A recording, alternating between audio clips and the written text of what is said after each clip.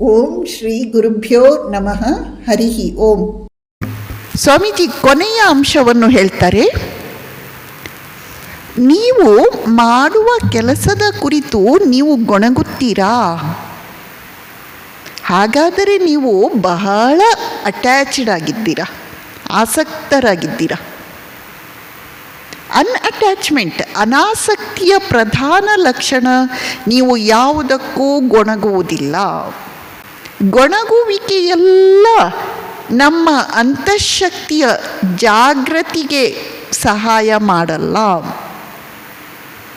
ಕೆಲಸ ಯಾವುದೇ ಆಗಿರಲಿ, ನಿಮ್ಮ ಪಾಲಿಗೆ ಬಂದ ಕೆಲಸವನ್ನು ಮಾಡುತ್ತಾ ಹೋಗಿ ನೀವು ಗೊಣಗುತ್ತೀರಾದಿರೇ, ಹಾಗಾದರೆ ನೀವಿನ್ನೂ ಕರ್ಮ ರಹಸ್ಯವನ್ನು ಕಲಿತಿಲ್ಲ, ನೀವಿನ್ನೂ ಅನಾಸಕ್ತಿಯಿಂದ ದೂರ ಇದ್ದೀರಾ. ಸಣ್ಣ ಪಾಯಿಂಟ್, ಗೊಣಗ್ತೀರಾ?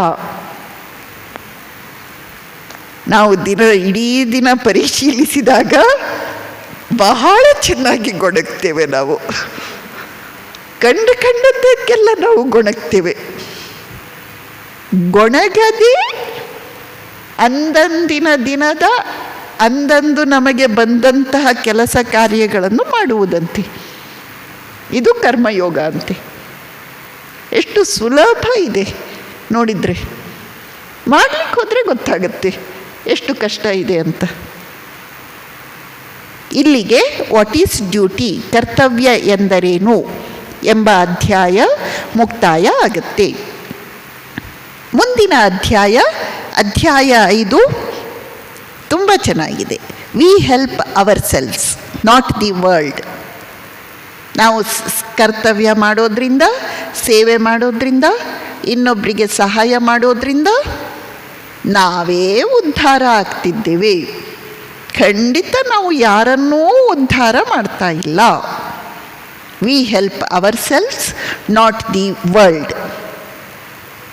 ಕರ್ಮದಿಂದ, ಸೇವೆ, ಸಹಾಯದಿಂದ ನಿಜವಾಗಿ ಉದ್ಧಾರವಾಗುವವರು ನಾವು, ಜಗತ್ತು ಅಲ್ಲ. ಇವೆಲ್ಲ ತುಂಬ ಸೂಕ್ಷ್ಮ ಅಂಶಗಳು, ಸಟಲ್ ಫಿಲಾಸಫಿ, ಸೂಕ್ಷ್ಮ ತತ್ವಜ್ಞಾನ. ಸ್ವಾಮೀಜಿ ಈ ಅಧ್ಯಾಯದ ಮುಖ್ಯ ವಿಚಾರವನ್ನು ಪ್ರವೇಶಿಸುವುದಕ್ಕೆ ಮುನ್ನ 2 ವಿಚಾರಗಳನ್ನು ಚರ್ಚೆ ಮಾಡ್ತಾರೆ. ಮೊದಲನೆಯದು, ಸ್ವಾಮೀಜಿ ಹೇಳ್ತಾರೆ, ನಮ್ಮ ಭಾರತ ದೇಶದಲ್ಲಿ ಕರ್ಮ ಅಂದರೆ ಏನು ಅಂತ ನಾನು ನಿಮಗೆ ಹೇಳ್ತೇನೆ. ಸ್ವಾಮೀಜಿ ಅಮೆರಿಕದಲ್ಲಿ ಮಾಡಿದ ಉಪನ್ಯಾಸ ಇದು, ಆದ್ದರಿಂದ ಈ ಶಬ್ದ ಉಪಯೋಗಿಸ್ತಾ ಇದ್ದಾರೆ. ನಮ್ಮ ಭಾರತದಲ್ಲಿ ಕರ್ಮ ಅಂತ ಹೇಳಿದಾಗ ಅದಕ್ಕೆ ಇನ್ನೊಂದು ಅರ್ಥ ಇದೆ, ಪೂಜಾ ಕರ್ಮ, ಧಾರ್ಮಿಕ ವಿಧಿ ವಿಧಾನಗಳು, ರಿಚುವಲಿಸ್ಟಿಕ್ ಆ್ಯಕ್ಷನ್ಸ್, ರಿಚುವಲ್ಸ್. ಇದನ್ನು ನಾವು ಕರ್ಮ ಎಂದು ಹೇಳುತ್ತೇವೆ. ಪೂಜೆ, ಹೋಮ, ವ್ರತ, ಪ್ರದಕ್ಷಿಣೆ, ಹೀಗೆ ಭಗವಂತನಿಗೂ ನಮಗೂ ಸಂಬಂಧಪಟ್ಟಂತೆ ಕೆಲವೆಲ್ಲ ಇವೆಯಲ್ಲ, ಇವನ್ನು ನಾವು ಕರ್ಮ, ರಿಚುವಲ್ಸ್, ಇಂಗ್ಲೀಷಲ್ಲಿ ರಿಚುವಲ್ಸ್, ಆ್ಯಕ್ಷನ್ ಅಲ್ಲ, ಎಂದು ಕರೆಯುತ್ತೇವೆ. ನಮಸ್ಕಾರ.